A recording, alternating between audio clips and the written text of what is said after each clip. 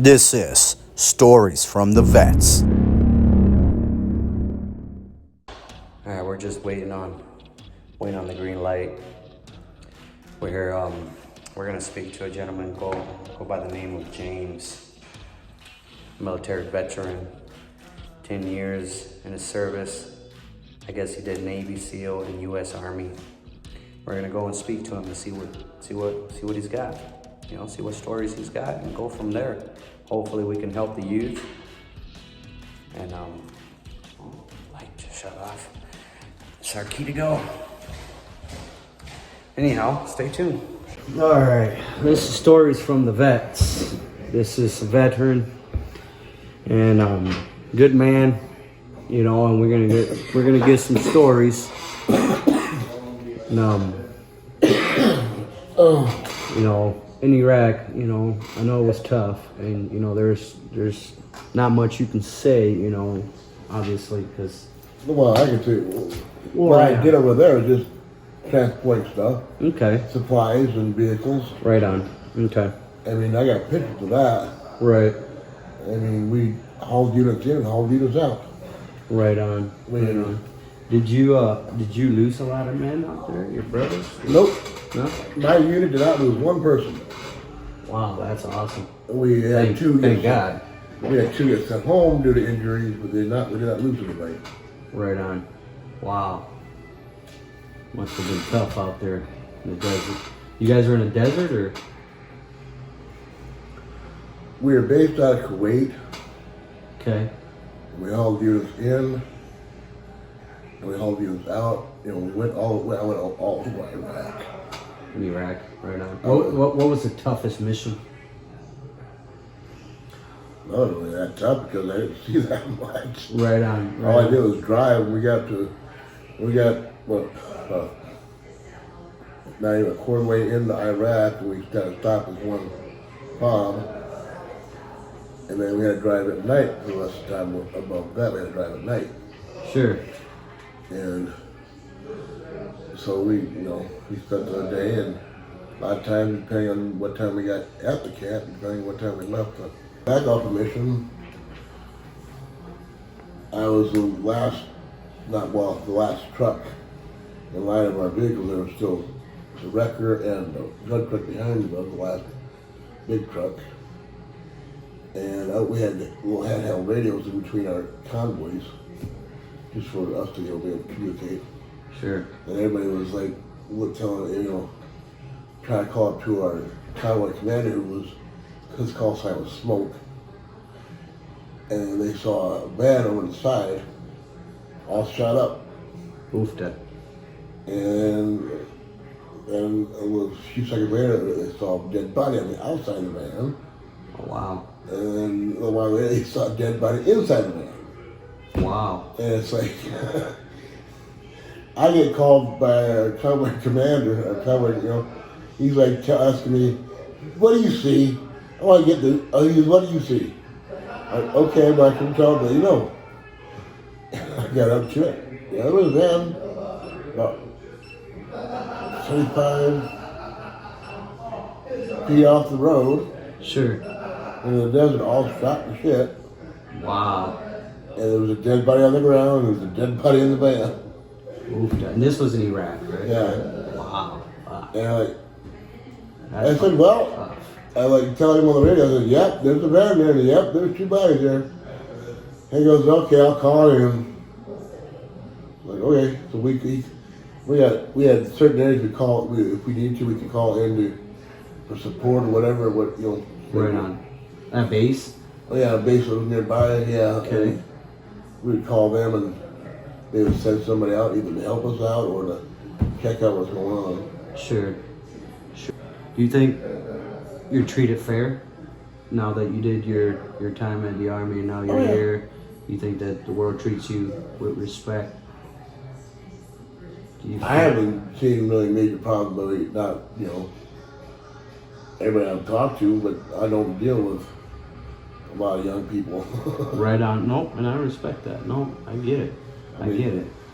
Everybody I've talked to, even guys that that weren't in the military with their kids, and they're like, always wanting to shake my hand or picture or whatever Out of respect. because of their dad. Right on. But they weren't shit. They weren't even. One was doing his teen. He was probably early teen, maybe real little. He was young. Sure.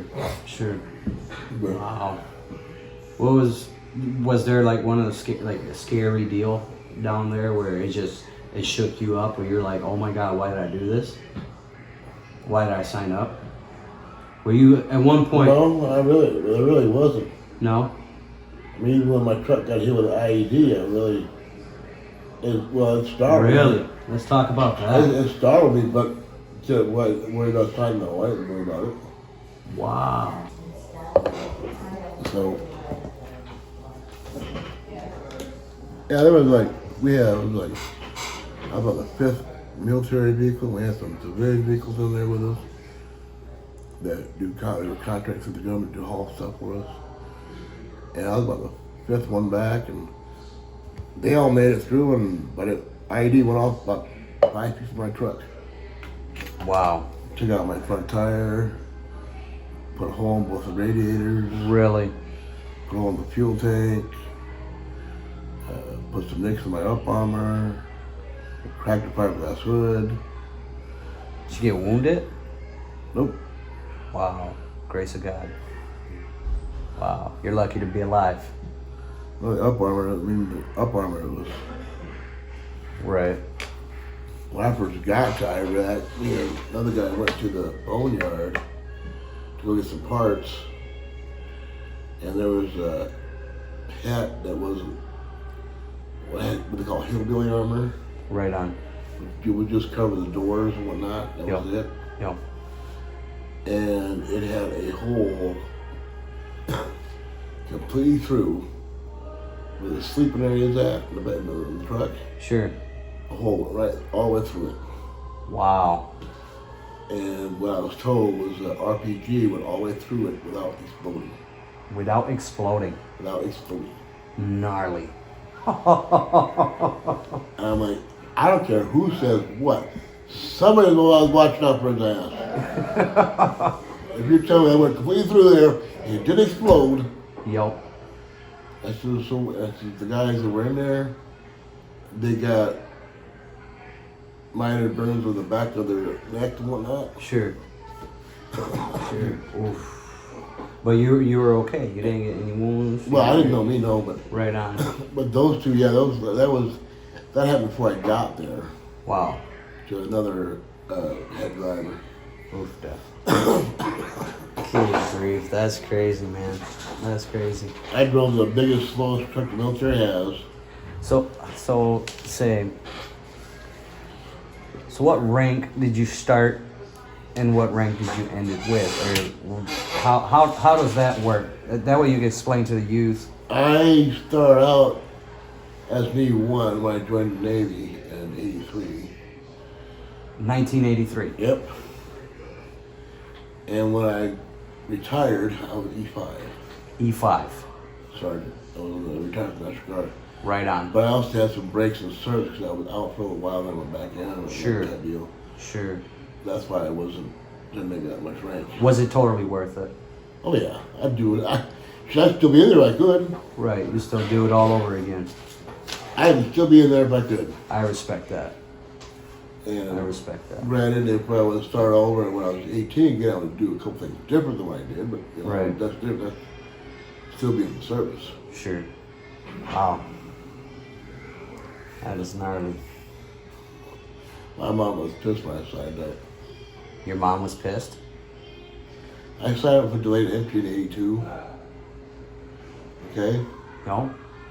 And in order for me to sign up, one of my parents had to sign for me. Oofda. My mom would not, no. Absolutely not. Dad was the one.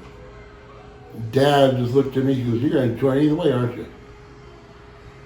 It's either now or when I turn 18, yeah. I'm going to join either way. Yo. Okay, so Dad signed for it. What made you go? I don't know. I always wanted to go in the military. My brother was in the Navy. My dad was in the Army during World War II, but I don't know, I just always wanted to be it. I was planning on doing that when I was like 13, 14 years old. I was going to the military. Wow. Jeepers, man. Alright, sir. I just want to say thank you for your service. I appreciate it a lot. Thank you for everything you've done.